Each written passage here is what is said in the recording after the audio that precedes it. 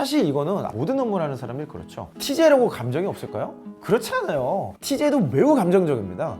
그 로직을 더 복잡하게 만들고 더 찾기 어렵고 더 해석하기 어렵게 만들어요. 자, 우리 모두는요 감정적 존재라는 것을 기억해야 됩니다. 네, 반갑습니다. 오늘은 여러분의 고민을 함께 읽어보고 여러분들의 회사 생활이나 커리어에 대한 조언을 해드리는 고민살롱 시간입니다. 자, 오늘 사연을 보내주신 형팬분의 내용은요, 일을 하는 과정에서 의사소통이 굉장히 어려움을 겪고 계신 분인 것 같아요. 직장 생활에서 가장 어려운 게 의사소통이죠. 오늘 사연을 함께 읽어보고 여러분이 함께 생각해봐야 될 내용들, 관점과 실제적인 조언까지 함께 알아보도록 하겠습니다. 안녕하세요. 저는 스타트업에서 일하는 개발자입니다. 저의 고민은 같이 일하는 디자이너 때문입니다. 디자이너가 부정적인 피드백에 너무 감정적으로 대처를 합니다. 좋게 말해서 풀이 꺾이고 나쁘게 말하면 시니컬해집니다. 회의 중에 제안한 디자인이 제품과 너무 어울리지 않아서 피드백을 했더니 그럼 여기선 아예 디자인을 하지 말자며 말해서 너무 당황스러웠습니다. 제가 새로운 디자인 의견을 드려도 부정적 피드백 받은 다음부턴 디자인을 하지 말자는 입장을 고수하면서 거의 모든 의견에 반대를 합니다. 그 디자이너는 회사에 2명밖에 없는 디자이너 중 1명이고 회사에 저보다 더 오래 근무한 고연차의 직원입니다. 나이도 저보다 많습니다. 그런 분이 부정적으로 태도가 바뀌면 팀에 작지 않은 영향을 줍니다. 사실 그분이 일을 잘하진 않습니다. 후임으로 있는 신입이 그분보다 훨씬 일을 더 잘합니다. 아마도 후임이랑 비교되다 보니 더 불안해서 피드백에 방어적인 태도를 취하시는 게 아닐까 싶습니다. 만약 후배가 수동적이고 부정적인 태도를 보이면 어르고 달래보겠지만 제겐 선배, 상사와 같은 위치에 있는 분이라 어떻게 해야 할지 모르겠습니다. 어떻게 해야 할까요? 아주 곤란한 상황이네요. 이런 상황이 아마도 많이 있을 것 같습니다. 저도 디자인 사업부 인사 책임자를 하면서 디자이너와 소통하는 부분에 있어서 어려움을 많이 겪어봤고요. 저 나름의 디자이너와 의사소통하는 나만의 노하우도 생겼어요.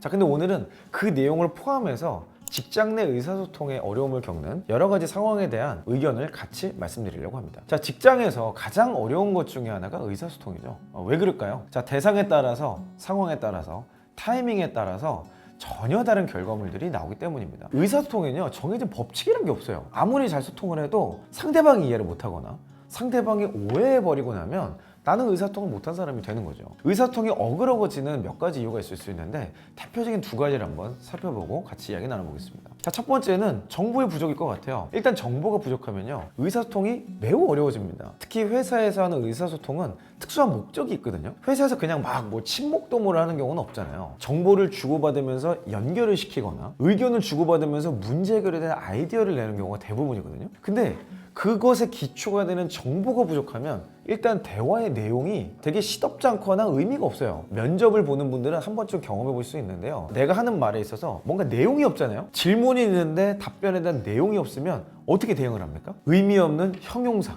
추상적인 말들로 그 비어있는 공간을 때우게 되죠. 자, 일단 의사소통이 되려면요, 내가 어떤 정보를 교류해야 되고 어떤 정보를 채워야 되는지 생각하고 분석해 봐야 됩니다. 이거는 제가 보기엔 감각도 좀 필요하고요, 연습도 좀 필요한 것 같아요. 의사소통에서 오해가 생겼거나 뭐가 잘못됐다 라고 한다면 이거를 정보의 부족 관점, 정보를 채워넣는 관점으로 다시 한번 피드백해보는 연습을 반복하면서 여러분만의 노하우를 만들 수 있을 것 같습니다. 자, 2번째 의사소통이 어그러지는 케이스는 공감의 부족일 거예요. 자, 오늘 사연을 보내주신 분의 내용과 연결될 수 있는 포인트인데요, 직장에서의 공감은 어떤 걸까요? 사실 우리가 일반적으로 생각하는 그랬구나, 힘들었겠구나, 이런 공감이 아니죠. 이건 가정이나 연애에서 필요한 공감일 것 같아요. 직장에서 공감은 사실 그런 게 아니라 상대방을 납득시키고 설득시켜주는 공감이죠. 아까 말씀드렸던 일반적인 생활에서의 공감을 직장에서 하려고 하면 안 됩니다. 가끔 금쪽이를 대하는 소통을 시대에 맞는 소통인 양 설명하시는 분들이 계신데 저는 이건 본질을 벗어나도 한참 벗어난 경우라고 봅니다. 직장에서의 바른 공감은요, 문제에 대한 공감, 해결 방법에 대한 공감이 돼야 됩니다. 이건 TJ스러운 게 아니라 프로페셔널한 거예요. 아마추어와 프로의 차이가 여기서부터 시작돼요. 자, 프로의 세계를 보면요, 문제와 해결에 대한 전제가 없는 인간관계는요 존재하지가 않습니다. 그걸 시간 낭비라고 하는 거예요. 이 사례로 좀 더 들어가 볼까요? 자, 디자이너는 자신의 디자인에 대해서 부정당하잖아요. 그럼 마치 자신이 부정당하는 듯한 느낌을 받는 것 같아요. 특별히 미숙한 디자이너가 그런 경우가 많습니다. 뭐 디자이너만 그러냐? 아니에요. 모든 직무가 다 그렇습니다. 데이터 분석 직무면요, 자신의 분석에 뭔가 오류를 누군가 발견해내면 자신은 부정당한 느낌을 받을 수도 있고요. 마케팅인데 마케팅 아이디어나 새로운 채널이나 어떤 컨텐츠를 갖고 왔는데 그걸 교정적 피드백을 받으면 그 자체에서 자존감이 떨어지거나 자신을 부정당한 느낌을 받는 경우가 굉장히 많아요. 근데 아무래도 감수성이 예민하고 예술과 상업이란 이 어딘가에 연결이 되어 있는 게 디자이너다 보니까 아무래도 조금 더 이런 것들이 극단적으로 또 눈에 두드러지게 보여지는 부분이 있는 것 같긴 해요. 자, 그래서 매우 감정적으로 처신하는 경우가 간혹 있는데, 제가 만나본 수많은 디자이너들과 저도 씨름하고, 저도 극단적인 TJ인데 극단적인 FP 분들과 맨날 씨름하고 싸우고 막 해보면서 제가 깨닫게 된 건 뭐냐면요, 디자이너 분들이 어떻게 해야 될지 몰라서 또는 기준이 없기 때문에 그랬던 경우가 생각보다 많았던 것 같아요. 그래서 이런 분들을 돕는 좋은 방법은 오히려 기준을 분명히 주고, 특별히 그 기준에 맞는 디자인이 무엇인지, 디자인의 방향성에 대해서 함께 이야기하는 앞단의 시간이 매우 중요하더라고요. 디자인 업무 프로세스라는 게 참 그래요. 기획과 실행이 동시에 일어나는 그런 업무거든요. 분석이나 기획이라는 업무 자체는 앞에서 계속 이야기를 합니다. 뭔가 방향성에 대한 이야기를 하고, 나 혼자서 기획하는 것보다는 상호 협력을 하면서 정리를 한단 말이에요. 그 어느 정도 합의된 내용을 가지고 구체적인 업무 프로세스를 진행하고 중간중간에 보여줄 수 있어요. 근데 옛날에 여러분 밥 아저씨 아세요? 밥 아저씨? 멋진 그림 그려놓고 다 그린 다음에 나중에 참 쉽죠? 뭐 이게 하는 분이야. 근데 그분의 그림을 보면요, 그려지는 과정을 보면 뭘 그리는지 알 수가 없어. 근데 어느 정도 지나고 나면은 그림이 아주 선명해지고, 와, 저런 그림이었구나 깨달아진단 말이죠. 디자이너가 거의 대부분 그래요. 앞단에서 대화를 할 때는 그게 뭔지 잘 몰라. 그리고 디자이너분들 자체가 상상력이 풍부하고 이 미래지향적인 관점이 굉장히 강해요. 그러다 보니까 이게 결과물이 나오기 전까지는 보여주거나 설명하기가 너무 어려운 거야. 그래서 무언가 우리에게 짜잔 보여줄 때까지 굉장한 에너지와 복잡한 과정을 거치게 되더라고요. 디자이너가 아닌 사람들이 어느 정도 이해한 수준이 되면 이분은 자기 업무의 한 80, 90%가 끝났다고 보는 거지. 근데 다른 사람들은 그때부터 시작이거든? 그러니까 이 과정이 너무 차이가 큰 거예요. 그러다 보니까 아마 저런 사례들이 디자이너라는 직무에서 좀 다양하게 나온 것이 아닌가?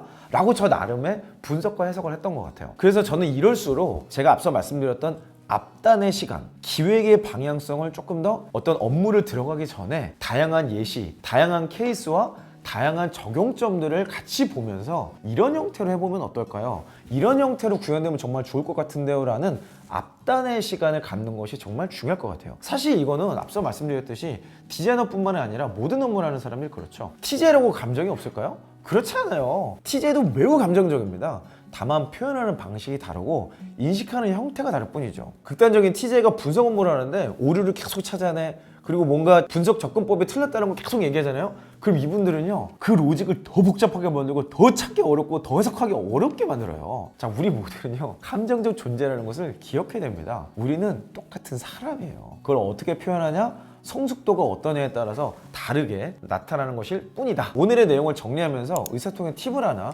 말씀드리고 싶습니다. 디자인이나 분석, 기획의 어떠함을 평가하려고 하지 마세요. 고객에 대한 이야기 하시기를 추천드립니다. 디자인이라고 딱 봤는데, 아니 내가 디자인 전문가도 아니고 분석 전문가도 아닌데 너 디자인 구려, 너 분석이 틀린 것 같은데? 막 이렇게 얘기하면 느낌으로 얘기하게 되잖아요. 근데 고객이 어떻게 느낄까? 고객에게 의미 있는 분석입니까? 고객이 와우할 만한 기획일까요? 라는 고객 관점에서의 피드백을 하세요. 내가 느낀 점, 내가 어떤 생각을 했다라는 것은 내가 상사거나 권위자라면 괜찮아요. 지금처럼 뭔가 상호 협력을 해야 되는 단계라면 고객을 위해서 우리가 존재하는 것이기 때문에 고객의 니즈를 가장 앞세워서 고객의 언어로 피드백을 하는 방법을 여러분께 추천드립니다. 고객의 니즈가 이것이기 때문에 이런 것이 반영되면 좋겠다. 다른 브랜드, 다른 제품에서 이런 디자인이 떴는데 그게 고객의 이런 니즈를 충족시켰던 것 같다. 내지는 우리의 고객 불만 이런 게 되게 많았는데 이런 식으로 구현을 해줄 수 있다면 정말 좋을 것 같아요 라는 구체적인 요구사항을 의사소통하는 거죠. 이건 역시 앞단에서 함께 기획할 수 있는 시간을 만드는 지혜가 필요합니다. 앞단에서 시간을 갖는다는 것은요, 기획을 잘 하는 것이기도 해요.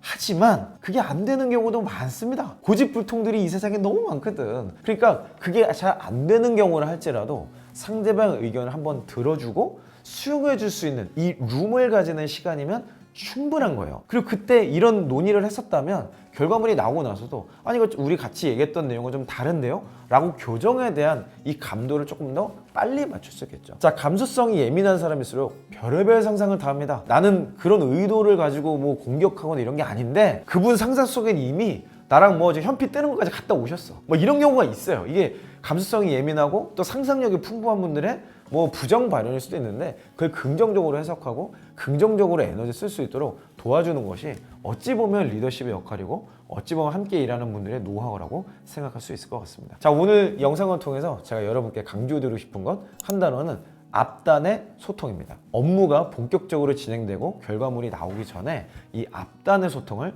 다시 되짚어 보시기 바랍니다. 이 앞단을 어떻게 소통하고 앞단을 어떻게 기획하는가가 결국 여러분의 의사통 시작이라는 것을 기억하세요. 그래서 저는 디자이너분들과 소통할 때는 이 앞단의 소통은 반드시 커피숍에서 달달한 마카롱과 함께 했다는 것을 팁으로 오늘 말씀드리면서 영상을 마치도록 하겠습니다. 자, 여러분의 고민은 여러분만의 고민이 아닙니다. 여러분의 고민을 아래 더보기란에 링크로 보내주세요. 여러분의 입장에서 여러분의 편에 서 있는 인사팀장으로서 여러분께 조언 드리고 코칭해 드리도록 하겠습니다. 여러분 화이팅 하시고 저는 다음 영상에서 뵙도록 하겠습니다. 이상 이영이었습니다.